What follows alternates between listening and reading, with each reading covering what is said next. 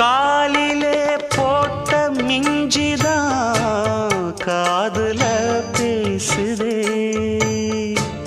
கழுத்துல போட்ட தாலிதான் காவியம் பாடுதே.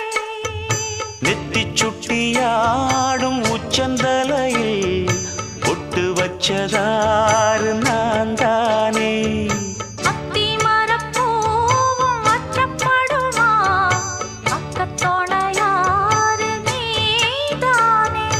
ஆசை பேச்சில் பாதி மூச்சில் லேசாதேகம் சூடேற